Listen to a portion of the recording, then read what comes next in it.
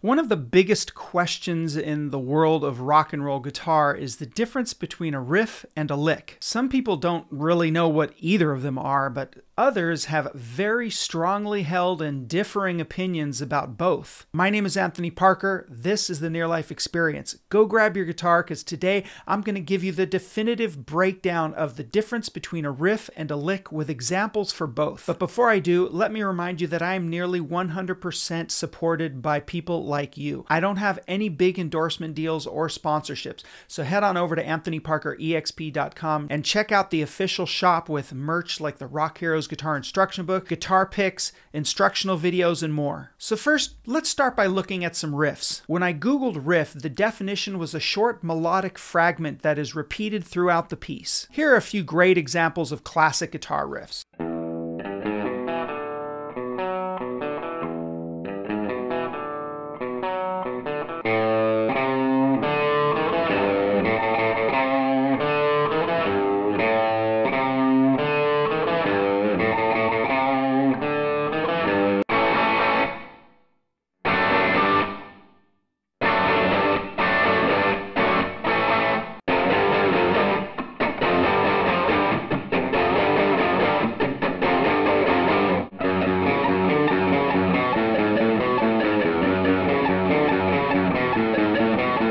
Now, you may have noticed that riffs can be made up of single notes or chords, but they can also be made up of both, such as this riff.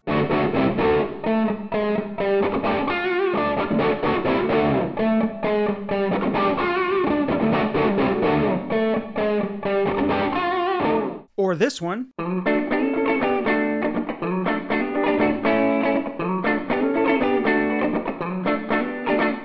Those are both classic uses of chords and single notes to create a memorable and brilliant riff. Now, you might be asking, what's the difference between a chord riff and a chord progression? From my point of view, a chord riff has a very specific rhythmic and melodic structure that there's not a lot of wiggle room when you're playing it. Here's a good example.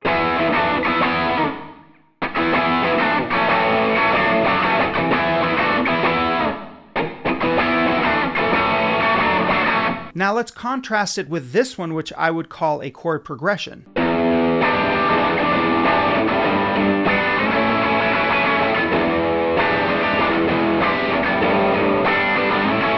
As you can hear, it's more of something that kind of backs up what the singer is doing, and it's not so specific. I mean, you can play around with it and tweak it and improvise the sound quite a bit.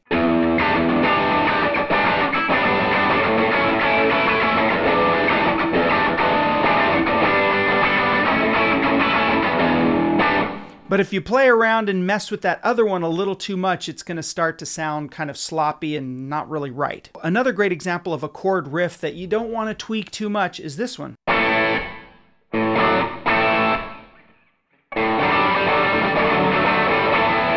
Now listen to what this would sound like if I played it fast and loose with the structure.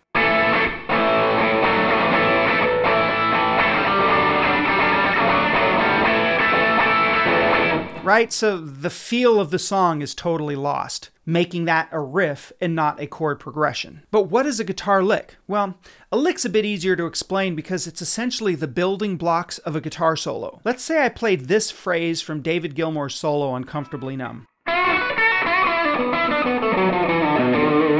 Now, that whole phrase is not a lick, but it is broken up into licks. So here's the first one. Here's the second one. Here's the third one. Here's the last one. That's a cool little lick. You put it all together.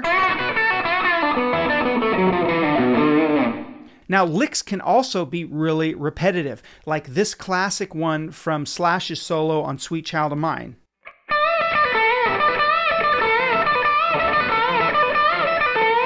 So this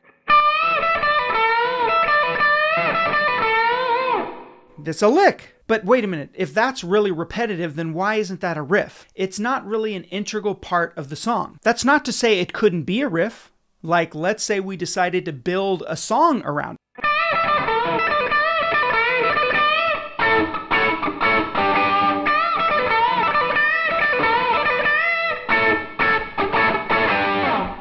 and then that was the opening intro to the song, and the words were kind of built around that. Then suddenly the lick becomes a riff. So a lick can be a riff, but only in terms of its relationship with the song itself. I think that's a really important distinction, because a riff could also just be a lick because of its relationship with the song itself. You often hear solos that have things that sound like riffs in them. In fact, most riffs come from just sort of doodling around like you're playing a solo. But most importantly, whether it's a riff or a lick is really related to its role in the song. Another great example of a riff that only happens once in a song, yet it's not really a lick because of its role, is this one.